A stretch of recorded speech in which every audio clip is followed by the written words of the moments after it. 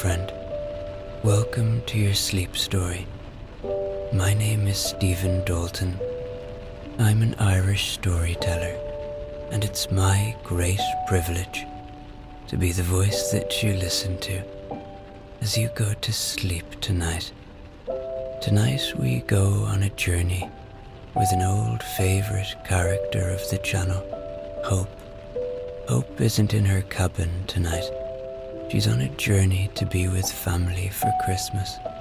She's cozy in her car as it rains outside, with Fred, her dog, and Melissa, her cat, in the back. She listens to the radio and takes in the world around her, and you'll be hearing all about her journey, feeling cozy and safe and Christmassy as you do. One small thing, if you'd like to see my monthly update videos, you can become a patron of my channel. The link is below this video. Okay, let's do the relaxation session now, which will take a few minutes before tonight's sleep story. I'm going to count down from 10 to 1, and as I do, allow yourself to let go more and more. 10. Feel the support of the bed beneath you, or the floor, or whatever you lie upon tonight. And beneath all of that, feel the support of the earth, our home. Feel the constantness of it.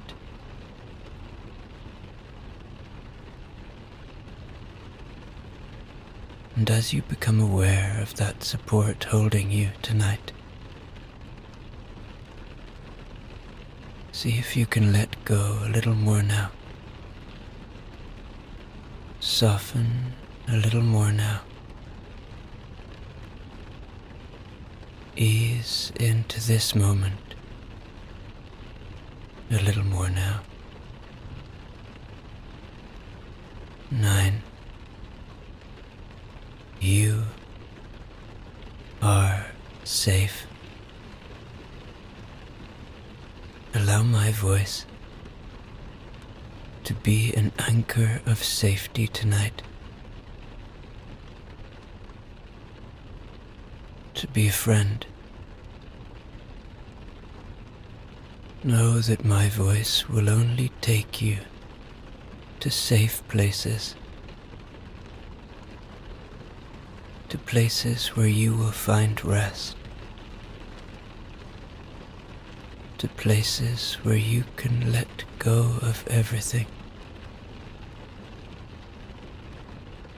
To places that allow you to be in a state of calm and peace. 8. Feel into your body now. Where are you still holding? Where are you still feeling tension or even pain? Maybe it's in your feet. Maybe in your lower legs. Maybe it's in your belly. Or in your chest. Or maybe you're like me and you hold it all in your face. Wherever you're holding, see if you can find some release now.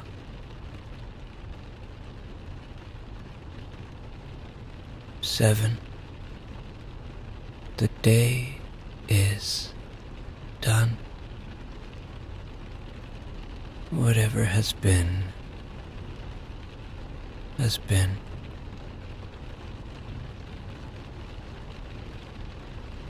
Whatever will be, will be.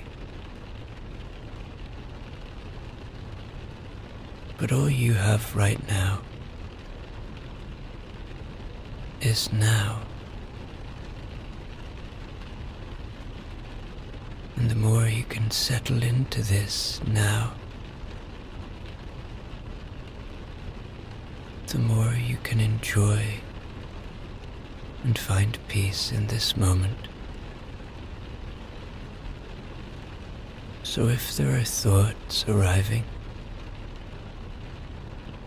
know that they are a part of being a human being, and they will come and they will go. And when they come, watch them go, like leaves on a moonlit river, or clouds passing in a starlit sky. 6. This is your moment. This is your time.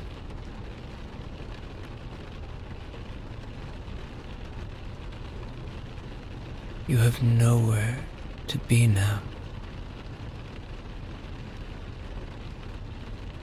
Nowhere to go. Nothing to do. Allow that fact to enable you to sink deeper into this moment. 5.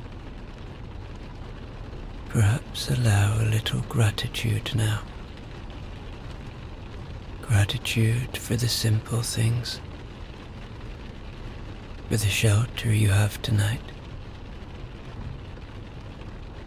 for the breath in your body, for those who you care about and who care about you.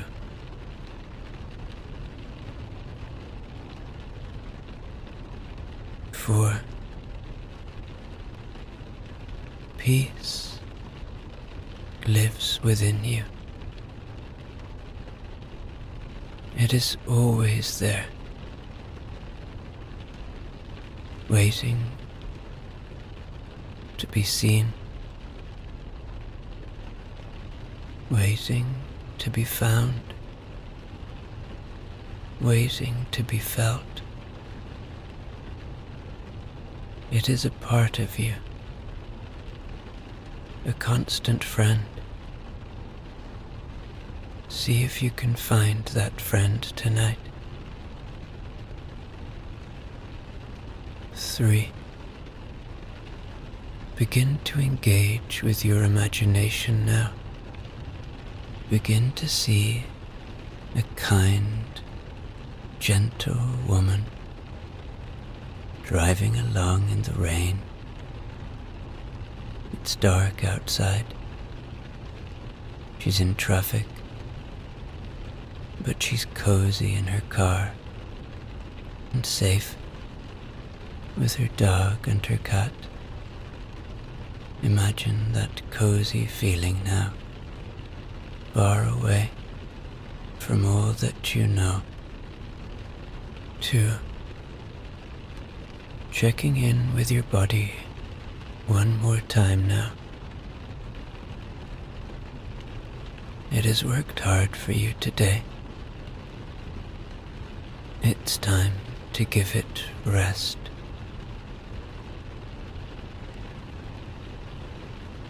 And 1. Completely letting go now. As I tell you tonight's sleep story.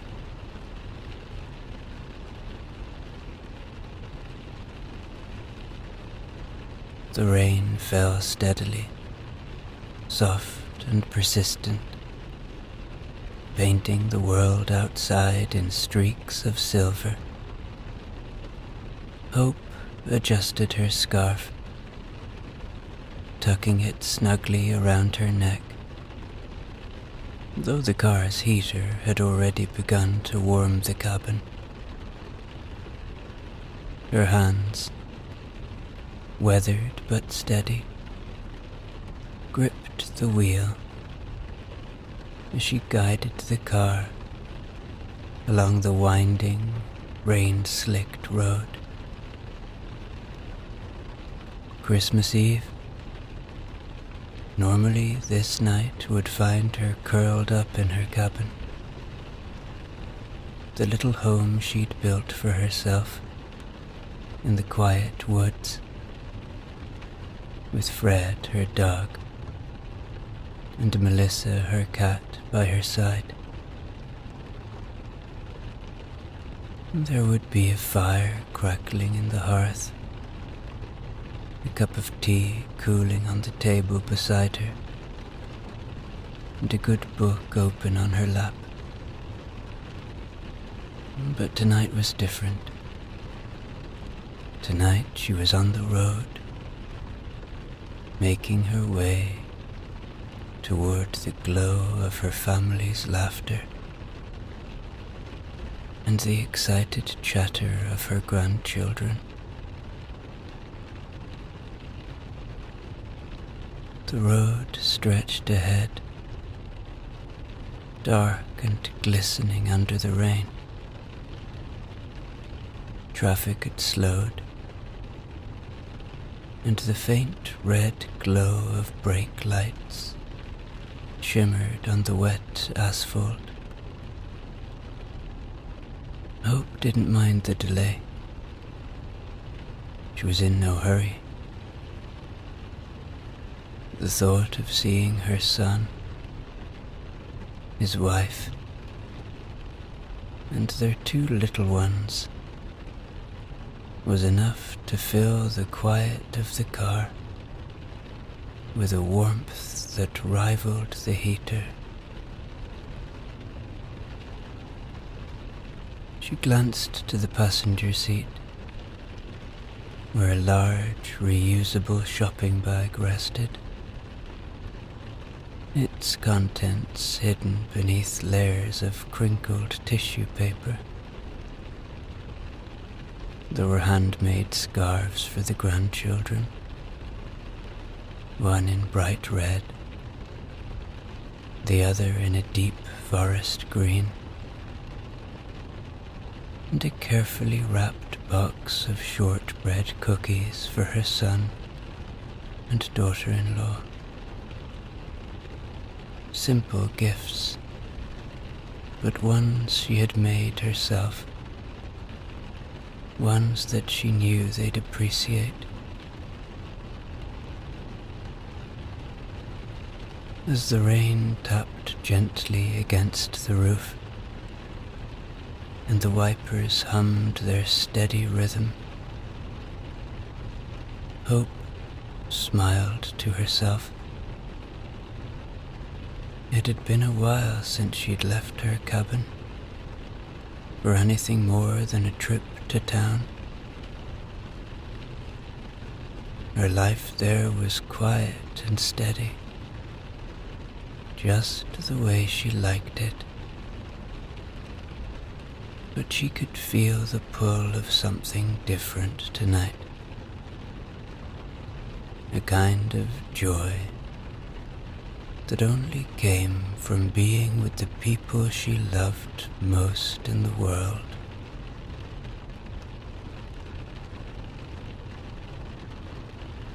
Fred let out a soft huff from the back seat, his shaggy tail thumping lazily against the upholstery. Melissa, ever the picture of feline composure, was curled neatly on a blanket beside him, her golden eyes half closed, but still watchful. The two had grown used to life in the cabin, with its endless woods to explore and its quiet corners to nap in. But tonight, even they seemed to sense the excitement in the air. Hope glanced in the rearview mirror and smiled. "Enjoy the journey," she said softly, her voice carrying the kind of reassurance she often reserved for her furry companions. Fred responded with another wag of his tail, and Melissa flicked an ear, as if to say she'd heard and she was enjoying the journey. The road ahead glistened under the rain, the reflections of brake lights stretching like ribbons in the darkness. Hope's mind began to wander, painting vivid scenes of the day ahead. She could already see her son standing in the doorway as she arrived, his face breaking into a warm smile. He'd take her bags, insist she come in out of the cold, and pull her into a bear hug that reminded her he'd always be her little boy, no matter how grown he became. The grandchildren would come bounding down the hallway, their laughter filling the house. Little Emma would grab Fred around the neck in a gleeful hug, while Liam would crouch down to pet Melissa, marveling at how soft her fur was. Melissa, of course, would tolerate this with her usual dignity, while Fred soaked up the attention like a sponge. The house would be alive with the smells of Christmas. Spiced cider simmering on the stove, freshly baked gingerbread cooling on the counter, and the unmistakable aroma of the roast that would be the centerpiece of dinner. They'd all gather in the living room, the tree sparkling with lights and ornaments, the children tearing into their presents with uncontrollable glee. Hope could already feel the warmth of it all, the laughter, the stories shared around the table, the small moments that made life feel so full. It had been years since she'd spent Christmas in the bustle of a full house, but this year, she knew, would be one to treasure. Fred let out a happy sigh and stretched his legs, his paw gently nudging Melissa, who opened one eye in annoyance. Hope laughed quietly. "You two will be spoiled rotten by the time we leave," she said, her voice light with affection.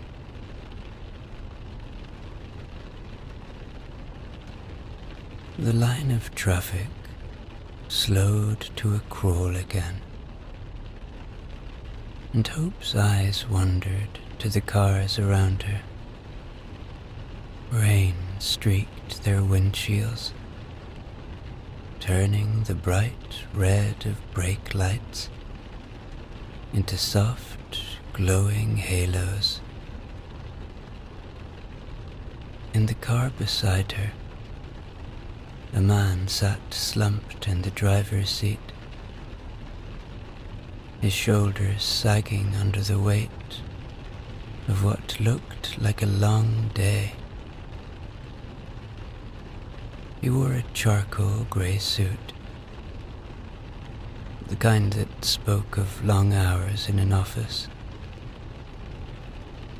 His tie was loosened, his collar slightly askew, and he ran a hand through his hair, letting it rest there for a moment as he stared out at the rain. His expression was distant, tired. Hope felt a tug of compassion. She wondered where he was heading tonight. Home to a quiet apartment, or perhaps to a family waiting with open arms.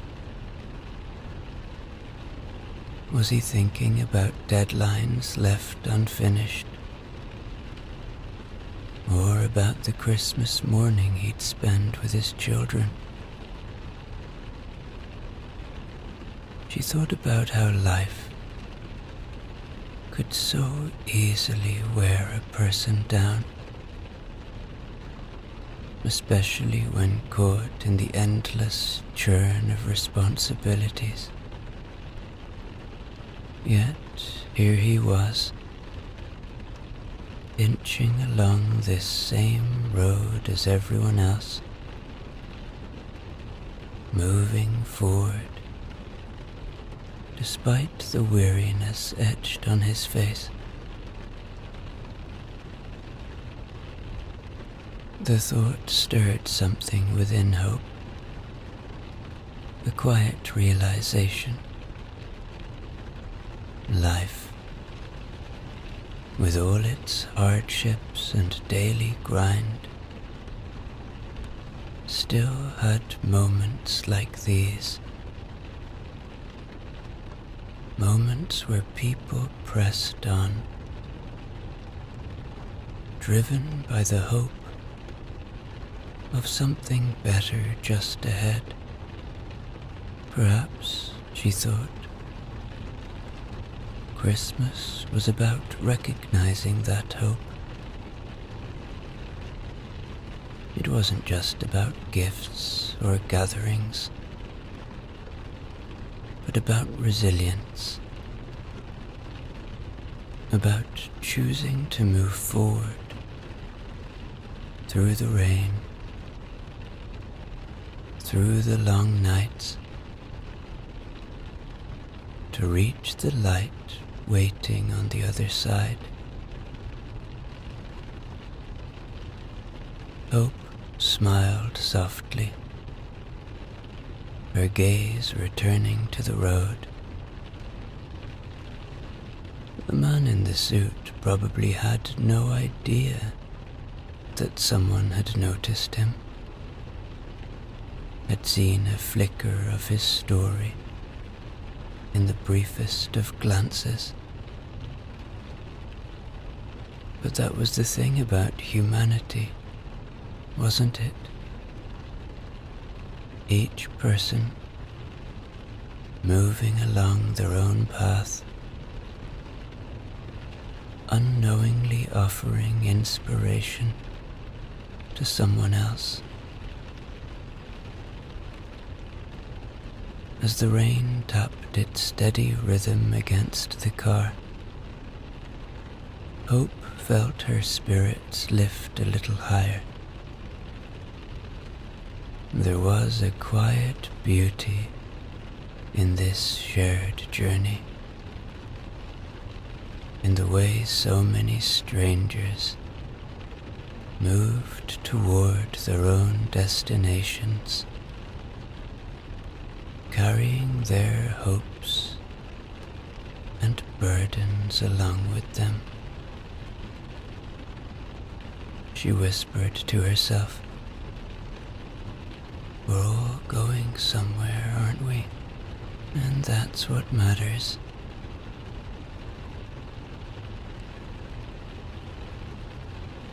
Then she looked around again. Just ahead and to the left, she noticed a small hatchback with fogged-up windows, its driver leaning slightly forward, as if trying to see through the rain more clearly. Inside was a young woman, maybe in her late 20s, her hair pulled back in a hasty ponytail. She had a focused, determined expression, her lips pressed into a line as she drummed her fingers lightly on the steering wheel. A passenger seat, crowded with bags, suggested she'd been on a long journey, or perhaps a hurried one. There was something about her that tugged at Hope's memory. The woman's profile, the way she carried herself, reminded Hope of her own reflection from many years ago, back when she'd been young, balancing so many dreams and so much uncertainty. Hope imagined her younger self driving down a similarly dark road, perhaps in a car not much sturdier than this one. Back then, she'd been rushing towards something. Her future, her independence, her place in the world. There had been struggles and missteps, but there had also been a fiery determination to carve out a life that was her own. She wondered about the woman in the car. Was she heading home to her parents?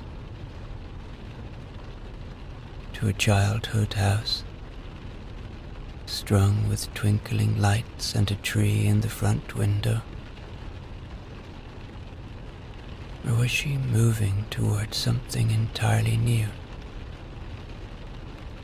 A life she was just beginning to build, perhaps with someone waiting to greet her on the other end. For a moment, Hope saw herself in this young woman, felt the echoes of those years that had shaped her,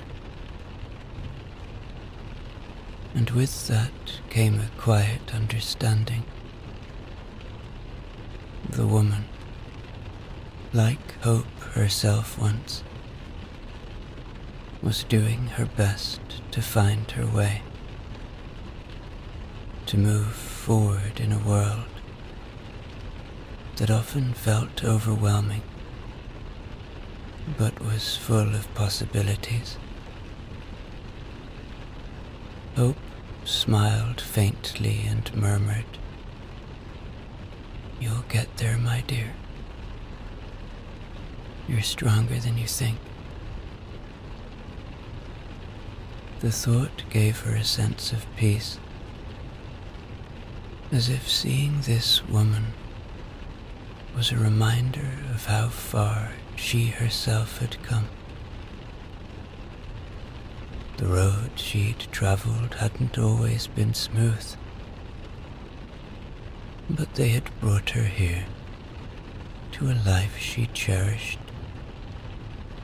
and to this very night, on her way to a family waiting to welcome her.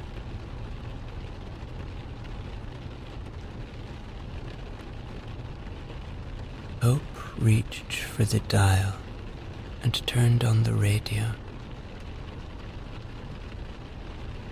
The low hum of static, giving way to a warm, gentle voice. Christmas, the voice was saying, is more than a day marked on the calendar. It's a season of joy, a time to reflect on the people who fill our lives with light, whether they're near or far. Hope adjusted the volume, letting the words flow over her. It's a time, the speaker continued, to hold close those we love, to cherish the moments we spend together, and if we can't be with them, if they are no longer with us, or too far away, we can still honor them by remembering, by reaching out, by keeping their love alive in our hearts. The voice paused, as if letting the message settle before moving on.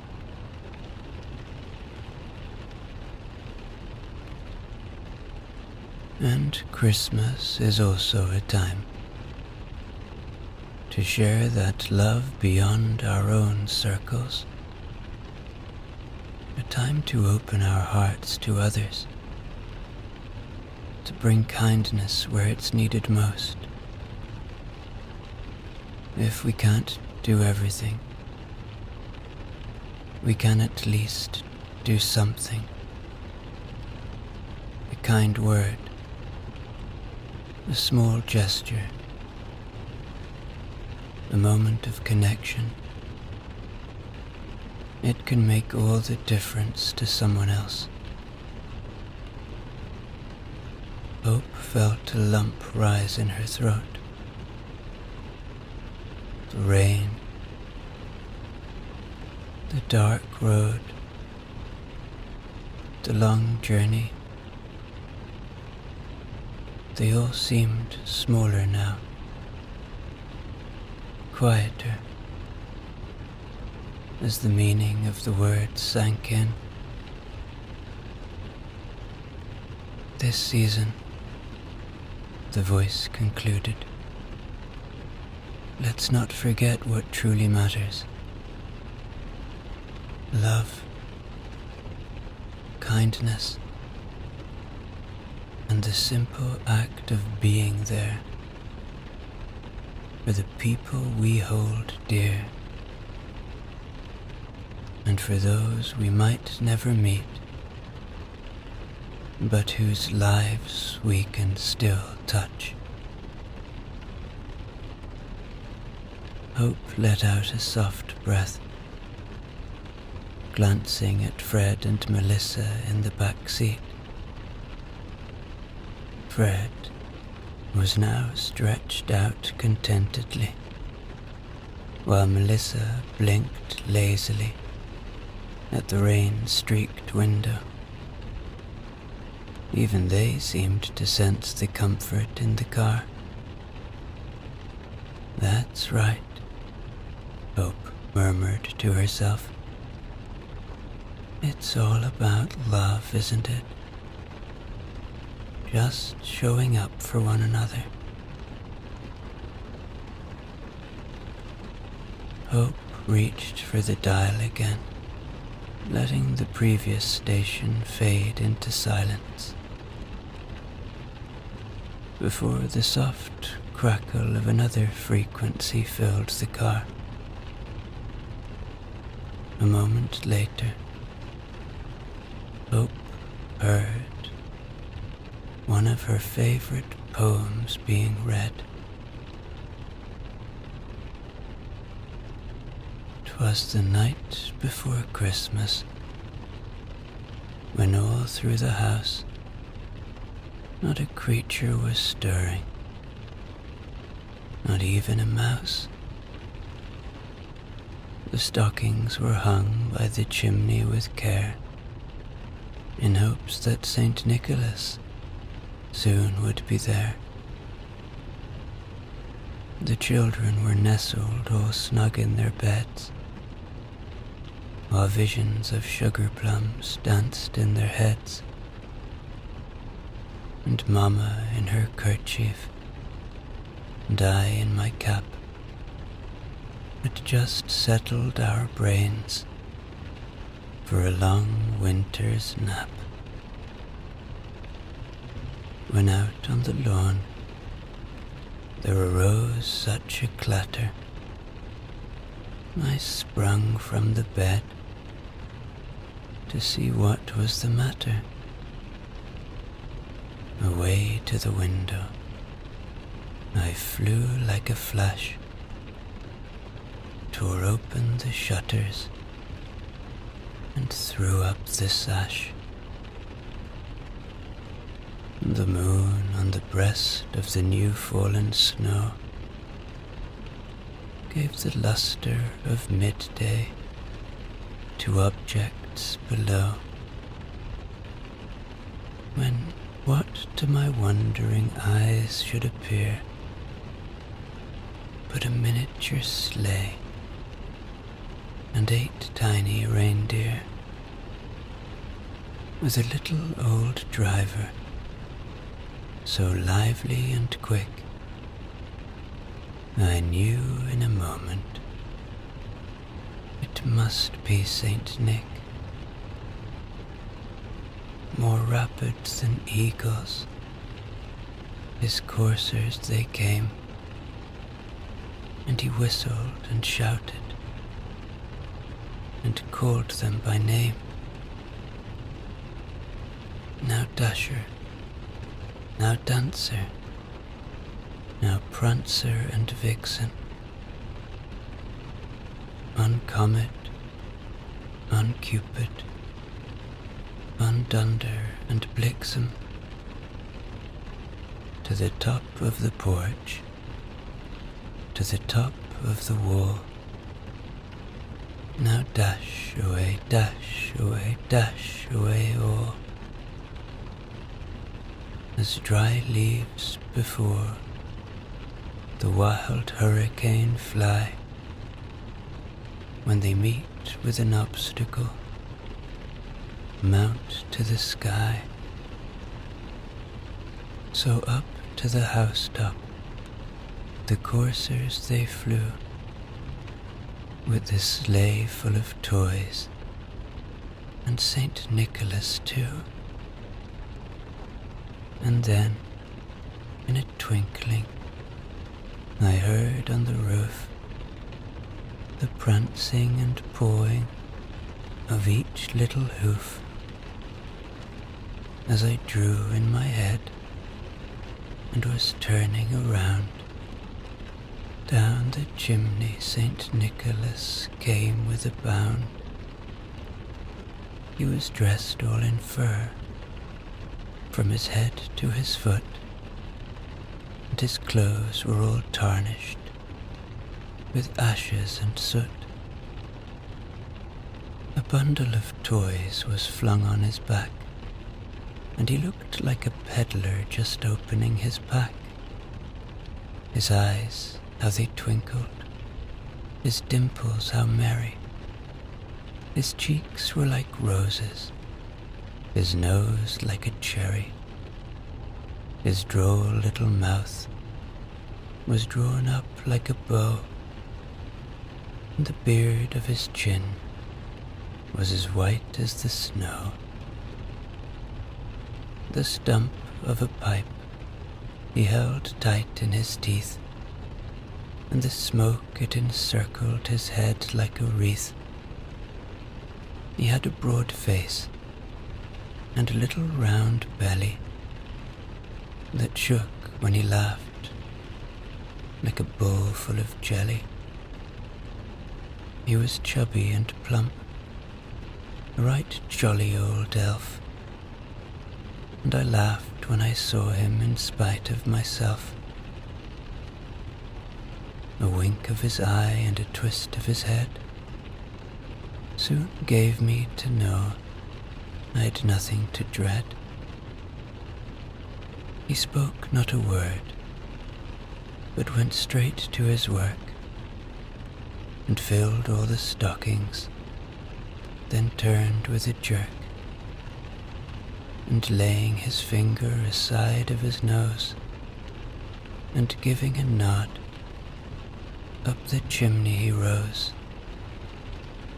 He sprung to his sleigh, to his team gave a whistle, and away they all flew, like the down of a thistle.